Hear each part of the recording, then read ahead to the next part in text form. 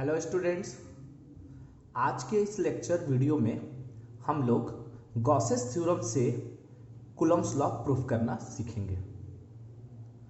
तो दो चार्ज के बीच में जो फोर्स होता है वो फोर्स हम लोग कूलम्ब्स लॉ के मेथड से यानी F इज इक्वल टू के Q1 Q2 upon R square ये रिजल्ट को प्रूफ करेंगे गॉस थ्योरम से।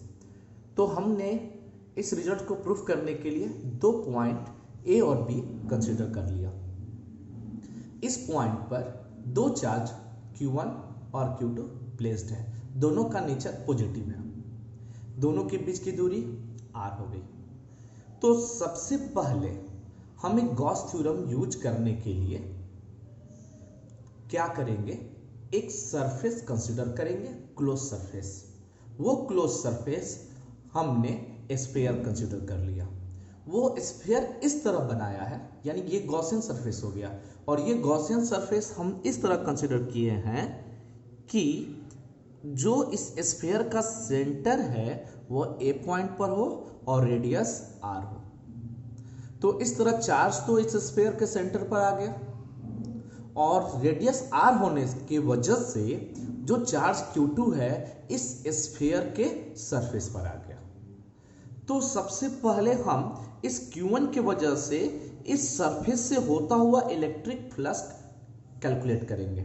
तो इलेक्ट्रिक फ्लक्स निकालने के लिए सबसे पहले हम इलेक्ट्रिक फील्ड दर्शाते हैं एक एरिया एलिमेंट के लिए। तो बी पॉइंट के सराउंडिंग हमने एक एरिया एलिमेंट ds कंसीडर कर लिया, जिसमें s जो है ये गॉसियन सरफेस का सरफेस एरिया है और ये s का वैल्यू जो होगा 4 pi small r square, surface area of the sphere.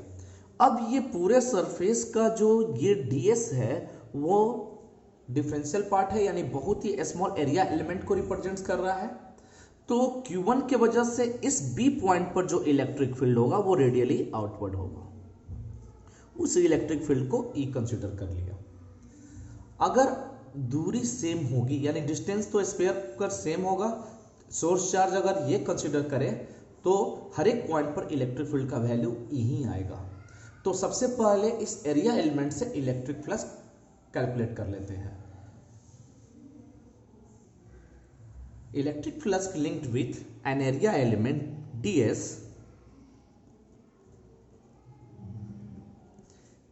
Is equal area element ds d phi is equal to E vector dot ds vector. तो फिगर में देखते हैं ds वेक्टर सरफेस के परपेंडिकुलर और area vector भी उसी line के along, तो दोनों के बीच का एंगल 0 डिग्री।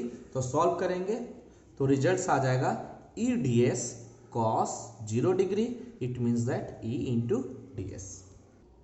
तो total electric flux linked with whole Gaussian surface, तो इसी पार्ट का इंटीग्रल फॉर्म होगा विथ क्लोज इंटीग्रल। तो इस तरह फाई जो होगा close integral form of E vector dot ds और E वेक्टर डॉट ds का जो रिजल्ट होगा E इंटू ds। तो यहां जो वेरिएबल टर्म है वो वेरिएबल टर्म एरिया है। तो इसका सबसे स्मॉल एरिया एलिमेंट का स्मॉल एरिया 0 पॉइंट एरिया और सबसे बड़ा एरिया वो हमारे गॉसियन सरफेस का होल एरिया यानी 4 पाई r स्क्वायर।